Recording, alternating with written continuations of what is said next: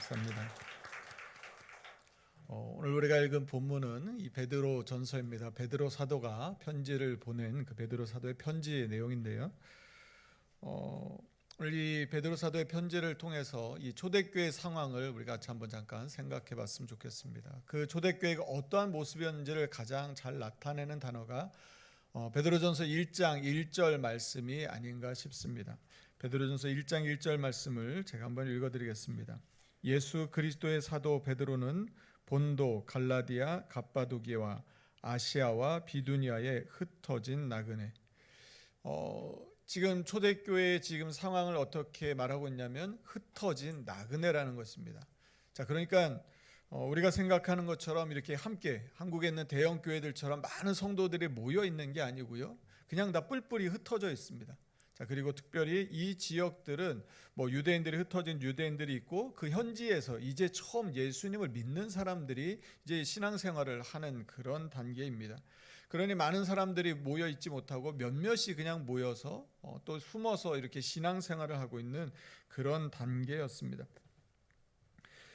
이 로마의 화려한 세상 속에서 이들은 정처 없는 믿음 때문에 예수 그리스도를 믿는다는 이유 때문에 이들은 나그네처럼 살아야 했던 것이죠.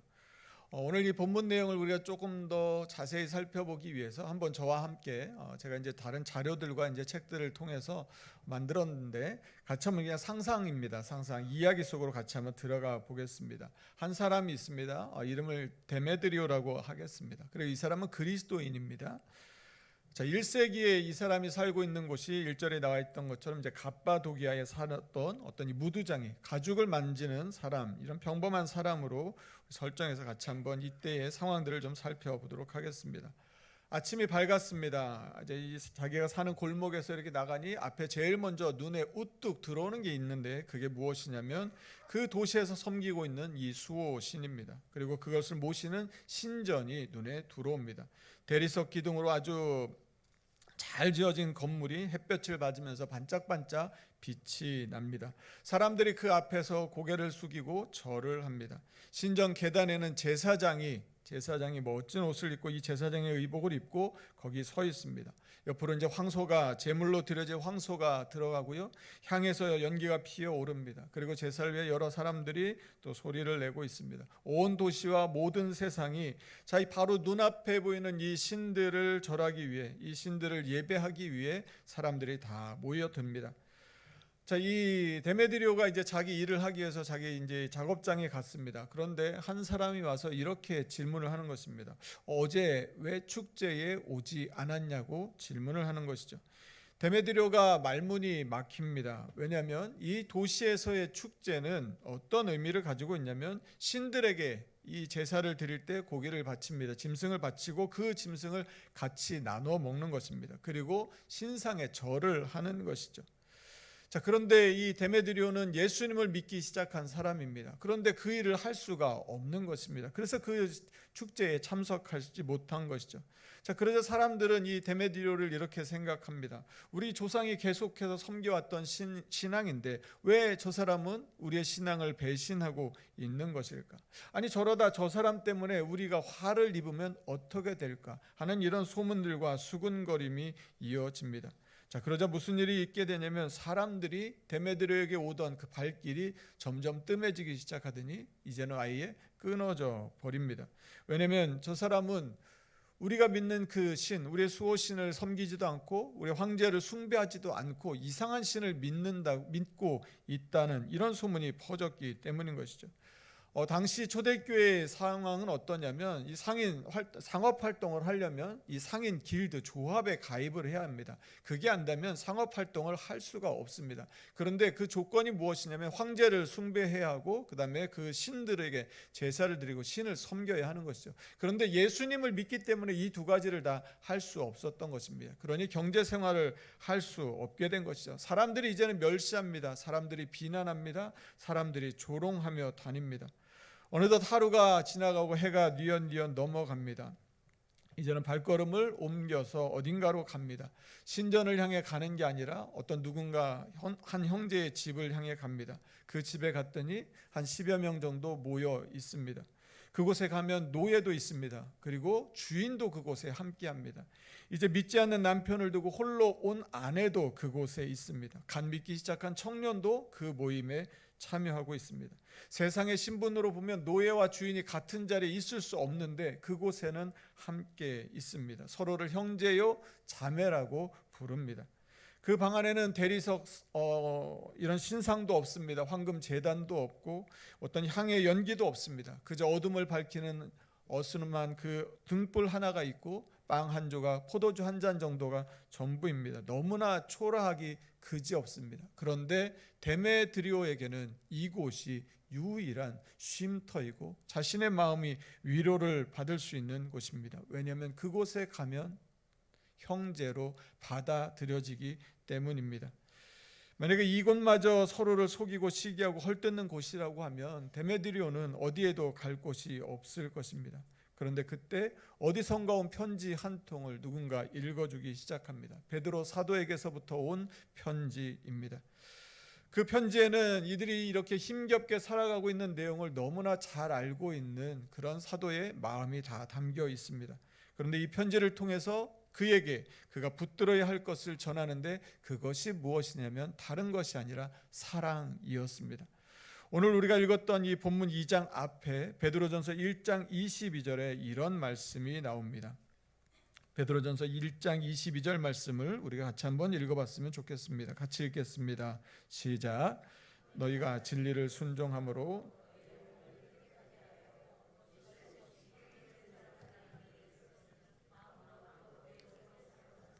이제 서로를 사랑하기에 이르렀습니다. 거짓 없이 사랑하는 이 공동체가 만들어가고 있는 것이죠. 그때 베드로 사도가 말하는 게 무엇이냐면 마음으로 뜨겁게 서로 사랑하라는 것입니다. 이 뜨겁게라고 번역된 이 단어의 의미는 무엇이냐면 팽팽하게 잡아당기다, 끝까지 쭉 뻗다, 이런 의미가 있습니다. 여러분 육상 경기를 생각해 보시면 마지막 결승선 앞에서 누가 어떻게든지 먼저 가려고 막 어깨를 와서 내밀 때 그 힘, 그 모습, 그리고 활시를 잡아당겨서 아주 팽팽하게 멀리 보내기 위해서 잡아당길 때 그 모습이 바로 뜨겁게 사랑하라에 사용된 그 뜨겁게의 의미입니다. 여러분, 그러니까 여기서 말하는 사랑은 어떤 감정을 말하는 것이 아닙니다. 우리가 온 힘을 가지고 끝까지 의지를 가지고 노력하면서 사랑해야 하는 그 사랑을 말하고 있는 것이죠. 여러분, 그렇다면 베드로는 왜 이것을 명령했을까요? 왜 그러냐면 그리스도인들에게 있어서 사랑은 어떤 좋은 있으면 좋겠다는 그런 이상이 아니라 그들이 이 어려운 세상을 살아가기 위한 가장 중요한 필요한 조건이었기 때문입니다. 여러분, 그리스도 안에서 함께 모였는데 그 안에서마저 사랑이 무너지고 서로 핥히고 서로를 상하게 한다면 우리가 어떻게 이 세상을 살아갈 수 있겠습니까? 세상에서 버림받고 조롱받던 그들이 함께 모였을 때는 사랑으로 하나가 되는 것이죠. 그래서 이 차가운 바깥에 비해서 이 안에서는 따뜻한 정도가 아니라 뜨거운 사랑이 있어야 했던 것입니다. 그 안에는 노예와 주인이 함께 있습니다. 서로 다른 신분이지만 함께 같이 뜨겁게 사랑해 나갑니다. 여러분, 이렇게 서로 다른 사람들이 뜨겁게 사랑하는 것이야말로 우리에게 무엇을 보여주냐면 하나님의 새로운 백성으로 살아가는 삶이 무엇인지를 증명해주는 그런 증거가 될 것입니다. 세상에서는 누구도 서로 사랑하지 않는데 서로의 이익을 위해서 살아가는데 이곳에서는 아무 이익도 아무 조건도 없이 그냥 사랑하기만 하는 것이죠. 오늘 본문은 그런데 그러므로로 시작을 합니다. 본문 1절 말씀도 우리가 한 번만 더 같이 읽어보도록 하겠습니다. 본문 1절 같이 읽습니다. 시작. 그러므로 모든 악독과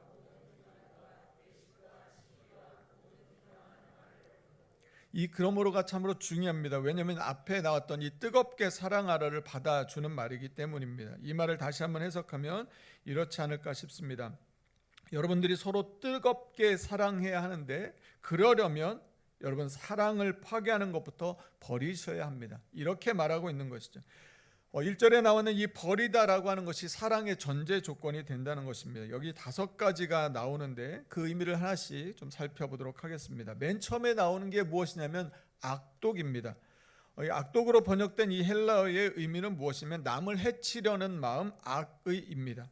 겉으로 볼 때는 착해 보이나 속에는 남을 넘어뜨릴 그 덫을 품고 있는 그 상태를 말하는 것이죠. 겉으로는 웃고 있습니다. 인사합니다. 그런데 속으로는 저 사람이 잘못되기를 바라는 그 마음이 오늘 본문에 사용된 악독입니다. 누가 잘 나가는 것을 보면 배가 아프고 어떻게든 흠집을 내고 싶은 그 마음이 악독이라고 하는 것이죠. 그래서 맨 앞에 이 악독을 둔 것이 아닌가 싶습니다. 나머지 이어져 나오는 것도 다 이 악독과 연관이 있습니다. 두 번째 나오는 것은 기만입니다. 기만은 무엇이냐면 이 헬라어의 뜻은 미끼나 낚싯바늘 덫 이런 의미입니다. 그러니까 상대를 걸려서 넘어지게 하고 상대를 걸려서 잡히게 하는 어떤 계산된 덫을 의미하는 것이죠. 자기 이익을 위해서 사실을 살짝 비틀어 말하는 것, 상대가 손해볼 줄 알면서 유리하게 유도하는 것, 겉으로는 정직해 보이지만 그 안에 갈고리가 숨겨져 있는 것, 바로 이것이 오늘 본문이 말하는 기만입니다. 세 번째는 외식입니다. 외식은 무대에서 이제 가면을 쓰고 연기하는 그런 의미입니다. 진짜 자신의 얼굴이 아닙니다. 남에게 보이고 싶은 얼굴로 연기하는 것이죠. 속으로는 미워하면서 겉으로는 친한 척하는 것. 다른 사람들의 앞에서, 다른 사람들의 시선 앞에서 괜찮은 사람으로 보여지기 위해 연기하는 것. 바로 이것이 본문에 사용된 이 외식의 의미라는 것이죠. 네 번째는 시기입니다. 이 시기의 특징은 이런 특징을 가지고 있습니다. 이 시기는 다른 사람이 어떤 좋은 것을 가지고 있습니다. 그래서 나도 저걸 갖고 싶다 하는 그 마음이 아니라 그 마음에서 넘어서 저 사람이 저것을 갖지 못했으면 좋겠다 하는 마음까지 나아가는 것이 오늘 본문에 나오는 시기의 의미라고 하는 것이죠. 사랑은 어떻습니까? 남이 잘 될 때 기뻐합니다. 그런데 시기는 남이 잘 되면 오히려 내 마음이 괴로워집니다. 동료가 승진하면 그게 왠지 속이 쓰립니다. 다른 사람의 성공이 마치 내 실패처럼 느껴지는 것이죠. 그리고 다섯 번째 비방인데요. 비방은 무엇이냐면 아래로 깎아내리는 것입니다. 사람이 없는 그 뒤에서 이야기를 하는 것이죠. 자신의 어떤 이름을 숨기고 다른 사람들을 이렇게 막 난도질하는 것입니다. 누가 그렇게 하더라, 카더라 이렇게 말하죠. 아니면 말고식으로 말을 막 퍼뜨리는 것이죠. 확인되지도 않은 것들을 이야기하는 것입니다. 걱정을 가정해서 은근히 깎아내리는 그 한마디, 대놓고 욕하지는 않아도 그 사람이 좀 그렇지 않냐라며 흘리는 이런 말들이 다 비방에 해당되는 것이죠. 여러분, 이 다섯 가지를 한번 이렇게 쭉 늘어놓고 생각해 보십시오. 우리가 세상에서 흔히 경험하는 것들이 이 안에 있지 않습니까? 그런데 본문은 우리에게 이렇게 말하는 것입니다. 세상이 너희를 그렇게 대해도, 세상이 여러분을 그렇게 대한다 해도 여러분은 그렇게 하지 마십시오 라고 말하는 것이죠. 밖에서 그렇게 상처받은 우리들이 믿음의 공동체 안에 와서만큼은 이러지 마십시오 라고 베드로가 우리 가운데 말하고 있는 것입니다. 여러분, 그러면 우리가 뜨겁게 사랑하려면 이 다섯 가지를 버리려면 어떻게 하면 될까요? 오늘 본문 2절이 그 방법을 알려줍니다. 본문 2절 말씀은 이렇습니다. 갓난 아기들 같이 순전하고 신령한 젖을 사모하라.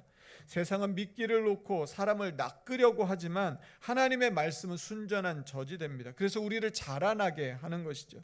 여러분, 악을 억지로 뜯어내는 것이 아니라 순전한 말씀이 우리 안을 가득 채우게 되면, 하나님의 말씀이 우리를 가득 채우게 되면 그 악이 우리 안에 머물 곳이 없어서 밀려나고 떠나게 되는 것이죠.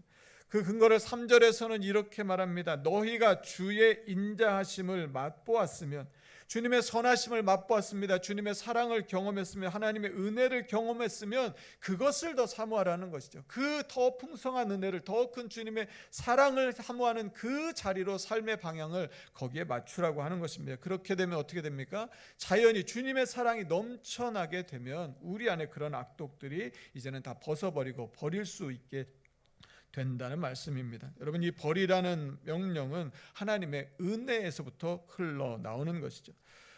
18세기에 이 노예 무역선의 선장이었던 이 존 뉴턴이라고 하는 사람이 있었습니다.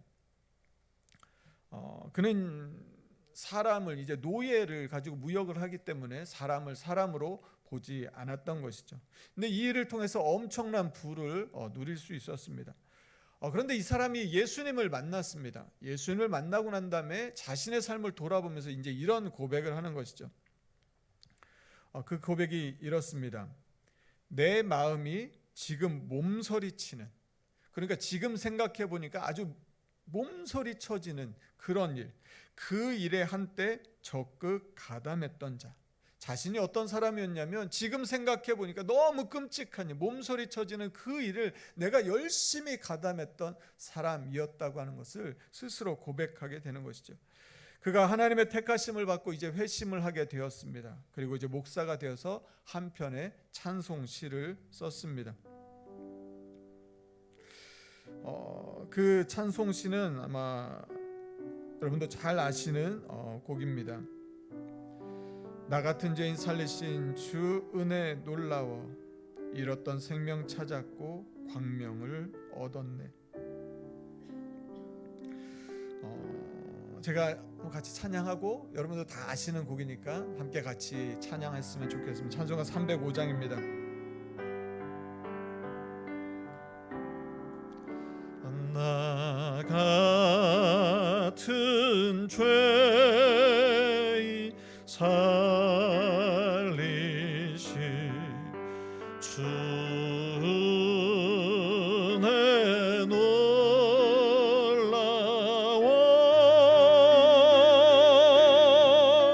잃었던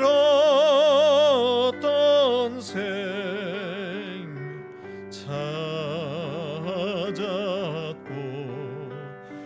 광명을 얻었네. 큰 죄악에서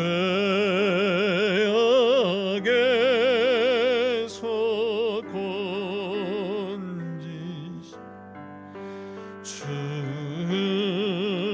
은혜 고마워.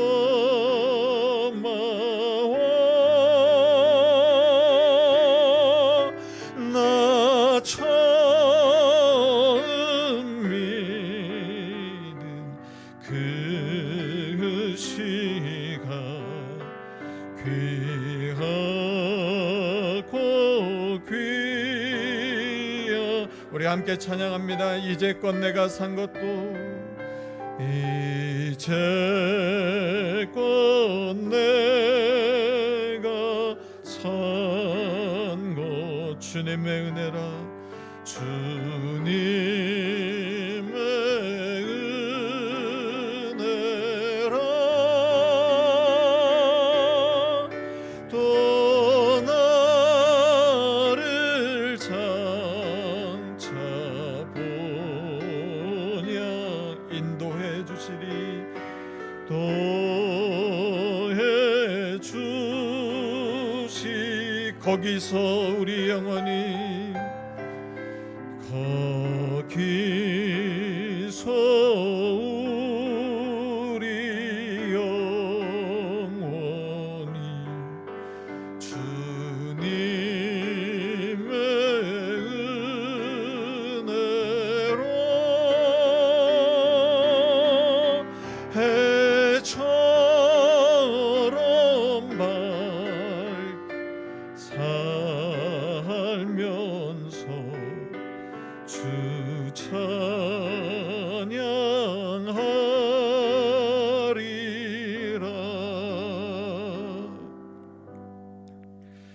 주님의 사랑을 경험하고 나니 자신의 삶을 회개하게 되고 자신의 악독이 가득했던 그 입술이 은혜의 찬송을 부르는 입술로 바뀌게 되었습니다.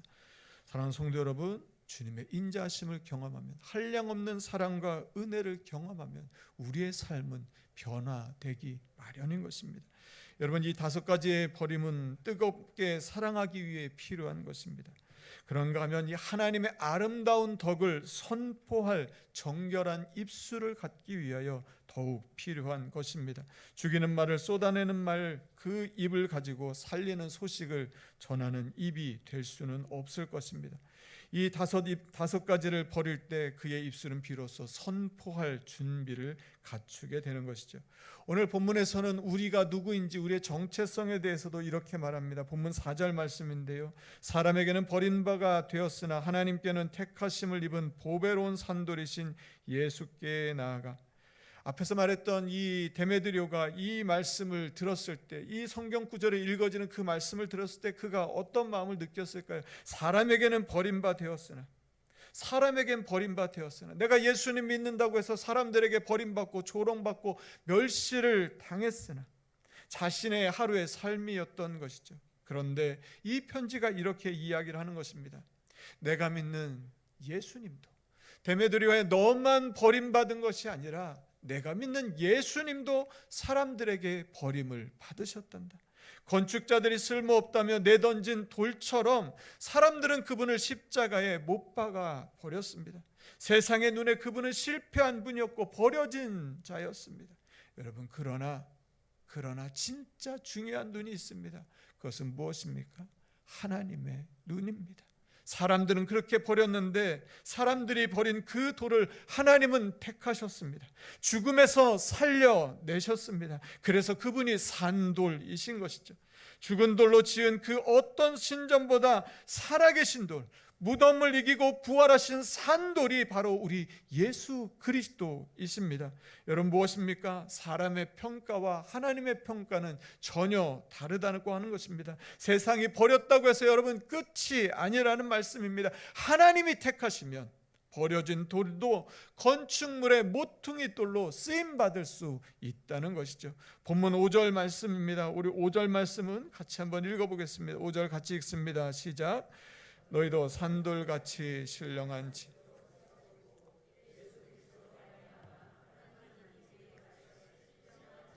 드릴 거룩한 제사장이 너희도 산돌같이, 이제는 그리스도뿐만 아니라 너희도 산돌같이 신령한 집으로 세워진다고 말씀합니다. 택하심을 입은 산돌, 예수님처럼 예수님을 믿는 오늘 우리도 택하신 족속이 되는 것입니다. 여러분, 이 택하심에 우리에게 어떤 요구되는 조건이 있습니까? 우리에게 요구되는 자격이 있습니까? 아무것도 없다는 것입니다. 세상이 우리가 하나님 앞에 산돌이 된 이렇게 택함 받을 수 있는 것은 오직 예수 그리스도로 인한 것이죠.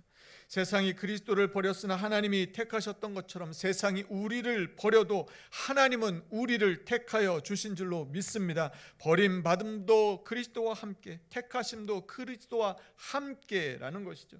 여러분, 그러니 우리가 믿음으로 살다가 세상에서 멸시를 받고 고난을 당하고 억울한 일을 당하게 된다 해도 여러분, 그 자리가 우리 주님 그리스도를 닮은 자리인 줄로 믿습니다. 중요한 사실이 또 하나 있는데요, 오늘 이 5절 말씀에 이 산돌이라고 하는 것은, 이 돌은 복수로 나와 있습니다. 그러니까 한 사람이 아니라 예수님을 함께 믿는 모든 사람들이 다 산돌이라는 것입니다. 데메드리오 한 사람이 아니라 그와 함께 모여 있었던 얼마 안 되는 사람들이면 그들이 다 산돌이라고 말씀하는 것이죠. 이 돌들이 그냥 따로따로 굴러다니는 게 아니라 함께 쌓여서 신령한 집을 하나님의 성전으로 세워져 간다는 말씀입니다. 아침에 데메드리오가 보았던 그 의리의리한 그 신전과 그 신상들, 그것은 무엇입니까? 죽은 돌로 지어진 것입니다. 그런데 오늘 본문 5절, 그런데 우리 예수 그리스도는 산돌이 되셨다는 말씀인 것이죠. 본문 5절에는 이렇게 말합니다. 우리의 신분에 대해서, 우리가 누구인지에 대해서 이렇게 말씀하는데, 5절 하반절을 보시면 예수 그리스도로 말미암아 하나님이 기쁘게 받으실 신령한 제사를 드릴 거룩한 제사장이 될지니라. 거룩한 제사장이라고 하는 것, 여러분, 이 데메드리오가 봤을 때 이게 얼마나 크게 와닿았겠습니까? 그 신전 앞에 그 계단에 서 있던 멋진 제사장 옷을 입고 있었던 그 이방의 그 신전 앞에 있었던 그 제사장. 그런데 오늘 우리가 예수 그리스도를 믿는 우리가 거룩한 제사장이라고 말씀하고 있는 것이죠. 바로 우리가, 바로 내가 하나님 앞에 왕 같은 제사장이라고 말씀이 선언하고 있는 것입니다. 세상에서 가장 낮은 자리에 있는데 하나님 앞에서는 가장 높은 자리에 올려주셨다고 하는 것이죠. 무엇 때문에 이런 일들이 일어납니까? 예수님의 죽으심 때문입니다. 택하심을 받은 우리들은 이제 그 예수님으로 인해서 하나님 앞에 나아갈 수 있는 제사장이 되었습니다. 그런데 이 산돌이신 예수님이 모든 사람에게 이렇게 보배로운 이런 놀라운 축복과 약속으로 임하냐면 그렇지 않다는 것입니다. 오늘 본문 6절부터 8절까지 보면 이 구약의 말씀들을 세 가지 정도 인용을 합니다. 그런데 이사야 28장에서는 이 인용한 말씀에서 모퉁이 돌이 나오고요, 시편 118편에서는 머릿돌이 나옵니다. 그런가 하면 이사야 8장에서는 걸림돌로 이렇게 나옵니다. 믿는 자에게는 그리스도는 택하심을 입은 보배로운 돌이지만 순종하지 않는 자에게는 부딪혀 넘어지는 걸림돌이 된다는 말씀입니다. 세상이 버린 이 산돌 예수 그리스도의 인생을 세운 자는 결코 부끄러움을 당하지 않지만 그 돌을 걷어차 버린 자는 그 돌에 걸려 넘어지게 된다고 하는 것이죠. 본문은 이제 우리가 이 얼마나 영광스러운 존재인지에 대해서 다시 한번 말씀해 줍니다. 오늘 본문 9절인데요. 우리 한 번 더 같이 읽어봤으면 좋겠습니다. 본문 9절 말씀 같이 읽겠습니다. 시작. 그러나 너희는 택하신 족속이요 왕같은 이는 너희를 어두운 데서 불러내어 그의 기이한 빛에 들어가게 하신 이의 아름다운 덕을 선포하게 하려 하십니다. 베드로는 지금 출애굽기 19장에 나오는 말씀을 인용하고 있는 것입니다. 여러분, 이 말씀은 애굽을 갓 빠져나온 이 노예물이었던 이스라엘 백성이 시내산 앞에 섰을 때 하나님께서 전해주셨던, 하나님께서 들려주셨던 말씀이었습니다. 출애굽기 19장 5절에서 6절 말씀을 제가 읽어드리겠습니다. 세계가 다 내게 속하였나니 너희가 내 말을 잘 듣고 내 언약을 지키면 너희는 모든 민족 중에서 내 소유가 되겠고 너희가 내게 대하여 제사장 나라가 되며 거룩한 백성이 되리라. 너는 이 말을 이스라엘 자손에게 전할지니라. 오늘 본문에 나오는 이 왕같은 제사장, 거룩한 나라, 소유가 된 백성, 이 칭호는, 이 세 가지 칭호가 바로 시내산에서 말씀했던 바로 그 말씀을 가지고 온 것이죠. 여러분, 이스라엘 백성들에게 주어진 이 영광은 공허한 외침이 아닙니다. 이렇게 되었으면 좋겠다는 소망, 희망의 이야기도 아닙니다. 구체적이고 실질적인 하나님의 약속이고 축복이었던 것이죠. 여러분, 그러면 질문이 생기지 않습니까? 왜 이런 축복을 주시냐는 것입니다. 뭘 그렇게 잘했기 때문에 이런 엄청난 축복을 주시냐고 하는 것이죠. 그런데 오늘 본문에 그 답이 나와 있습니다. 그 답은 너무나 간단합니다. 다른 것이 아니라 하나님의 은혜입니다. 왜 이스라엘에게 이런 칭호를 주시고 오늘 예수 그리스도를 믿는 우리에게 이렇게 말씀하시는 것입니까? 우리에게 아무 힘도 자격도 없는데 왜 이렇게 말씀하시는 것입니까? 오늘 본문 10절입니다. 우리 10절 말씀도 한 번 더 같이 읽어보도록 하겠습니다. 10절 같이 읽습니다. 시작. 너희가 전에는 백성이 아니더니 이제는 하나님의 백성이요 전에는 긍휼을 얻지 못하였더니 이제는 긍휼을 얻은 자니라. 전에는 백성이 아니었습니다. 죄로 인해 하나님을 떠났고 죽을 수밖에 없었습니다. 긍휼을 얻지 못해서 심판받고 멸망을 당할 수밖에 없었습니다. 그런데 이제는 그 과정에 아무것도 달라진 게 없는데 이제는 하나님께서 백성으로 삼아주셨고 이제는 하나님께서 긍휼을 베풀어 주셨다고 하는 것이죠. 사랑하는 성도 여러분, 우리는 하나님 앞에 이 큰 은혜를 얻은 사람들인 줄로 믿습니다. 이 은혜가 가장 귀하고 놀라운 것이죠. 여러분, 우리에게 이럴 자격을 갖추라고 하면 우리가 그런 자격을 갖출 수 있겠습니까? 평생에도 못할 것입니다. 그런데 하나님이 우리를 백성 삼아 주셨습니다. 우리에게 긍휼을 베풀어 주셨습니다. 우리를 하나님의 자녀 삼아 주셨습니다. 그렇기 때문에 우리는 겸손할 수 있는 것이죠. 겸손해야 하는 것입니다. 하나님이 택하셨다면 이 택하심은 결코 흔들리지 않는 택하심입니다. 세상이 우리를 어떻게 대우한다 해도 이제 내일부터 또 세상 속으로 나갈 때 사람들이 우리에게 어떤 말을 하고 우리를 어떻게 바라본다 할지라도 때로는 우리가 고난당하고 어떤 상처를 입고 실패한다 해도 하나님이 우리를 택하신 이 택하심은 결코 변함이 없는 줄로 믿습니다. 하나님은 애굽에서 노예로 살던 이스라엘 백성들을 제사장 나라라고 하나님 말씀하셨습니다. 여러분, 신분이 바뀐 게 아닙니다. 그들이 뭔가 달라진 게 아닙니다. 하나님이 그렇게 여겨주시고 그렇게 삼아주시고 그렇게 사용해 주시겠다고 선언하신 것이죠. 오늘 본문에는 왕같은 제사장이라는 말씀이 나옵니다. 여러분, 왕같은 제사장 어떤 것입니까? 왕은 어떤 사람입니까? 한 나라의 왕은 그를 대적할 자가 아무도 없습니다. 그의 권세, 그의 능력, 그의 모든 것은 왕이 최고입니다. 왕 같은 제사장이라고 하는 것은 하나님 앞에 나아가는 제사장. 그런데 그 제사장이 왕 같습니다. 아무도 막을 자가 없다는 것이죠. 하나님 앞에 담대히 나아갈 수 있는 사람, 누구도 그의 길을 막을 수 없는 사람, 어떤 것과도 비교할 수 없는 그 특권을 가진 사람이 바로 왕 같은 제사장인데 그것이 바로 오늘 우리라고 말씀하고 있는 것이죠. 여러분, 하나님의 이 택하심은 또한 우리의 사명으로 이어집니다. 그 사명이 무엇입니까? 하나님은 이스라엘을 제사장 나라라고 말씀합니다. 제사장은 어떤 일을 합니까? 하나님과 백성들 사이에서 하나님과 백성을 이어주는 사람입니다. 다리를 놓는 사람들입니다. 그래서 하나님을 알려주고 하나님을 보여주는 사람이 바로 제사장인 것이죠. 그런데 이스라엘이 바로 제사장 나라라는 것입니다. 오늘 예수 그리스도를 믿는 우리가 제사장 나라라고 말씀하고 있는 것입니다. 본문 9절 말씀입니다. 본문 9절 하반절 말씀을 제가 한 번 더 읽어드리겠습니다. 이는 너희를 어두운 데서 불러내어 그의 기이한 빛에 들어가게 하신 이에 아름다운 덕을 선포하게 하려 하심이라. 아름다운 덕을 선포하게 하려 하심이라. 오늘 설교 제목은 선포입니다. 여러분, 선포한다는 건 무엇입니까? 공개적으로 널리 알리는 것을 말합니다. 이 선포는 이미 출애굽기에서부터, 이미 출애굽 그 시대부터 하나님께서 그 백성들에게 주셨던 부르심인 것이죠.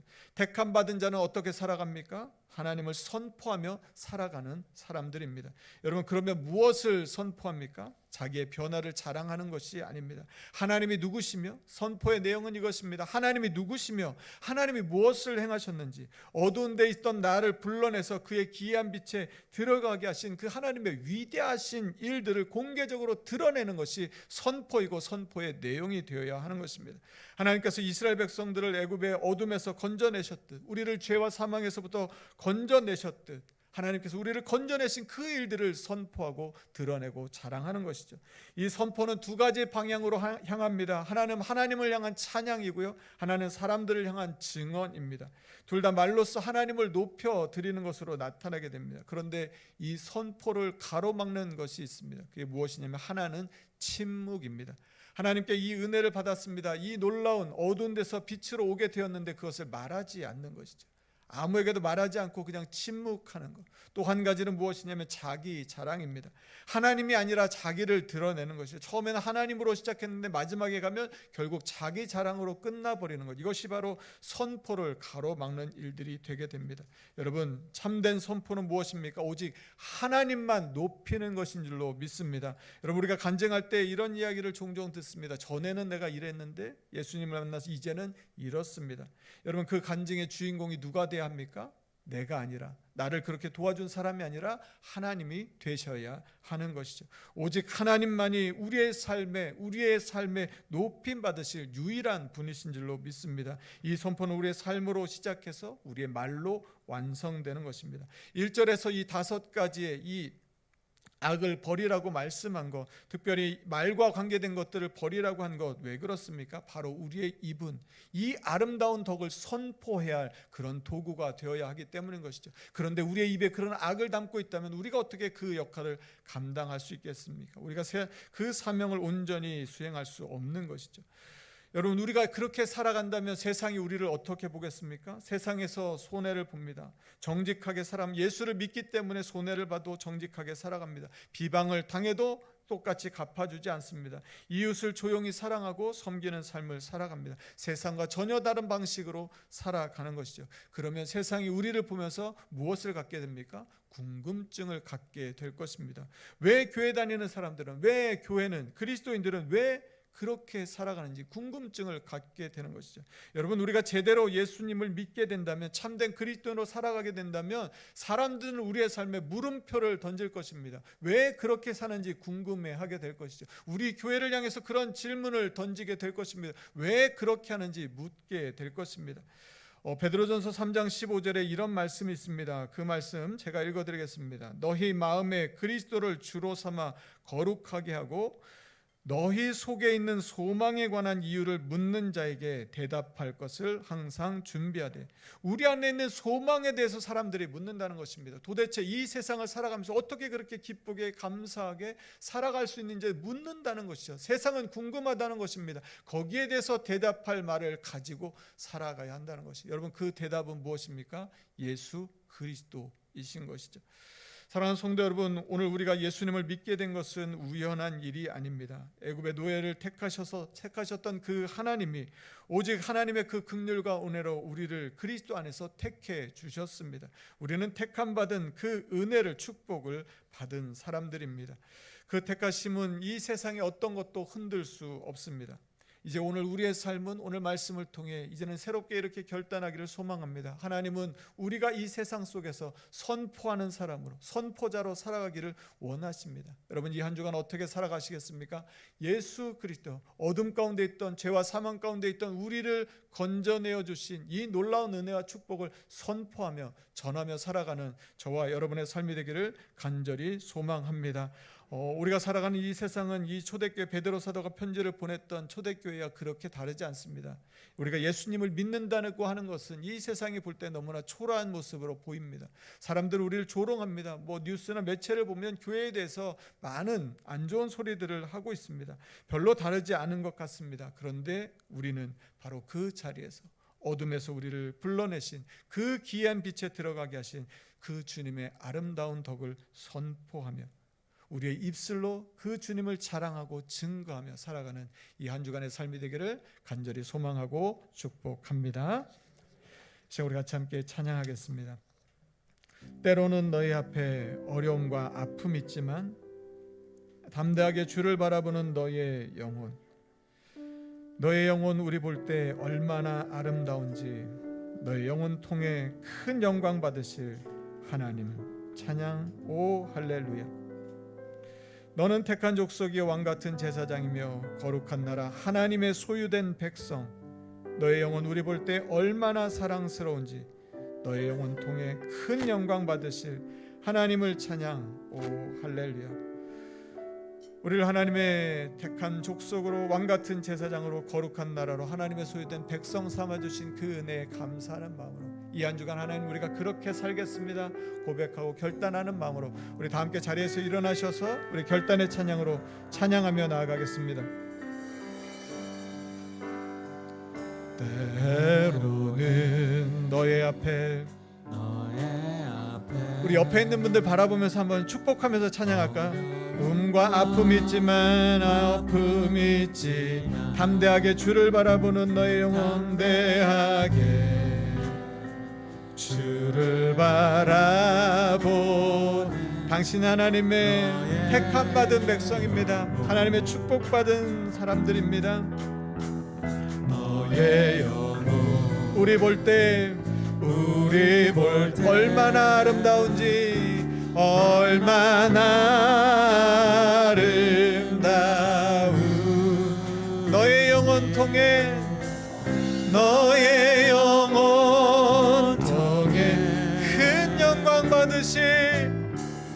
큰 영광 받으실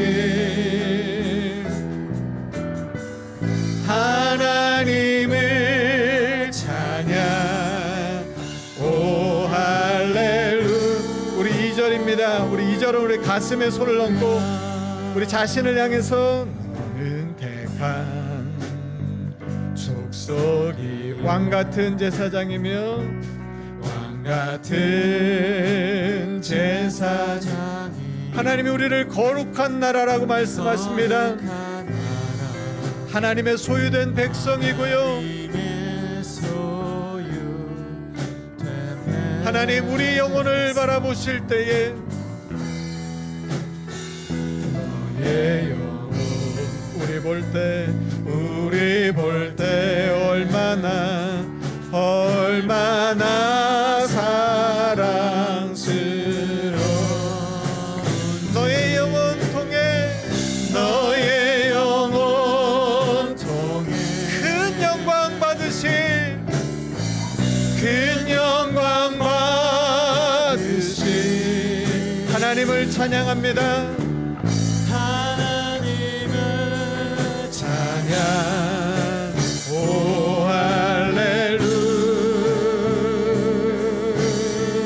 할렐루야. 이 시간 우리 같이 함께 기도하겠습니다. 여러분 지난 한 주간 세상에서 어떤 대우를 받으셨습니까?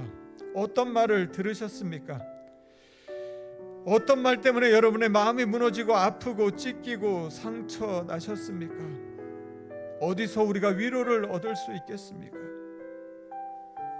세상은 우리를 알지 못합니다. 내가 예수님을 믿는 것 때문에 어려움과 고난을 겪을 때가 참으로 많이 있습니다. 여러분 그러나 그때에 거기에서 무너지는 것이 아니라 세상이 우리를 알아보지 못한다 해도 우리를 택하신 주님이 계십니다.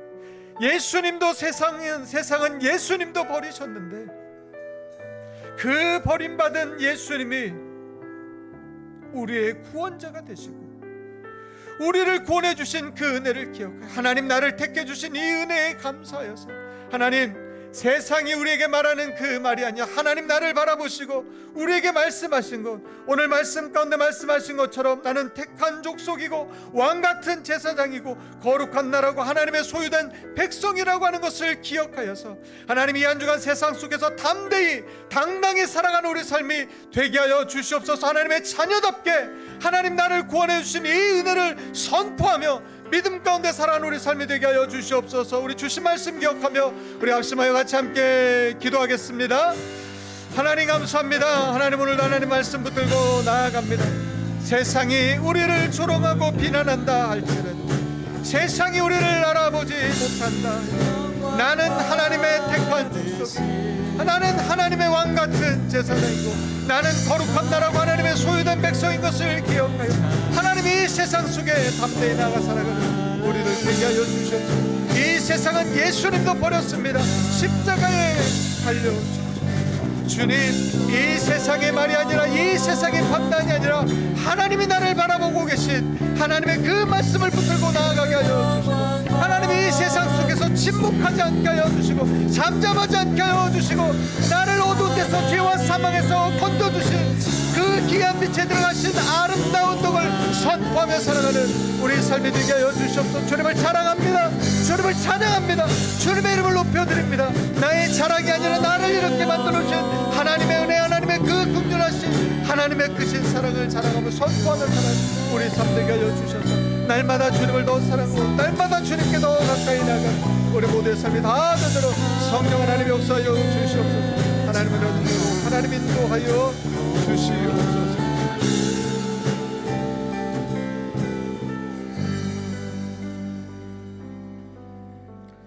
그러므로 모든 악독과 모든 기만과 외식과 시기와 모든 비방하는 말을 버리고 그러나 너희는 택하신 족속이 왕같은 제사장들이요 거룩한 나라요 그의 소유가 된 백성이니 이는 너희를 어두운 데서 불러내어 그의 귀한 빛에 들어가게 하신 이의 아름다운 덕을 선포하게 하려 하심이라. 사랑이 많으신 하나님 아버지, 아무 공로도 없는데 아무 자격도 없는데 주님께 뭐 해드린 것도 없는데 하나님 무슨 은혜로 어둠 가운데 있던 죄 가운데 있던 죽을 수밖에 없던 우리를 하나님 건져내 주시고 주님의 그 귀한 빛에 들어가게 하시고 이제는 우리에게 사명까지 주셔서 아름다운 덕을 선포하며 살게 하셨습니까? 이 은혜가 너무나 크고 감사합니다. 주님, 이 은혜를 잊지 않고 살아가는 우리의 삶이 되게 하여 주시옵소서. 하나님이 한 주간 세상 속에 나아가 살아갈 때 침묵하지 않고 주님께서 행하신 이 놀라운 일들을 자랑하고 선포하며 살아가는 우리 삶이 되게 하여 주시옵소서. 나를 향한 자랑이 아니라 오직 예수 그리스도 오직 하나님만 높여드리는 그런 삶을 살아가게 하여 주시옵소서. 하나님, 우리의 입술 가운데 악독이 있다면 기만과 외식과 시기와 비방하는 말이 있다면 이 말 버리게 하여 주셔서 우리의 입술이 정결하게 되어 하나님 오직 예수 그리스도만 살아계신 그 주님만을 증거하며 살아가는 하나님, 그래서 하나님 주시는 기쁨과 감사함으로 이 한 주간도 승리하는 우리 모두의 삶이 다 되게 하여 주시옵소서. 감사드리며 예수님 이름으로 기도드립니다. 아멘. 이제는 우리 예수 그리스도의 은혜와 하나님의 사랑과 성령의 교통하심이 하나님 앞에 택함 받은 이 크신 은혜를 기억하여 이 한 주간도 택하신 족속이요 왕같은 제사장이요 거룩한 나라요 하나님의 소유된 백성으로 살아가기를 소망하고 다짐하는 오늘 예배하는 우리 모든 성도들 위해 그들의 가정과 일터 위에 8월 14일부터 21일까지 말레이시아로 단기 선교를 떠난 우리 모든 선교팀 위에 이제로부터 영원까지 함께 하시기를 간절히 축원하옵나이다. 아멘.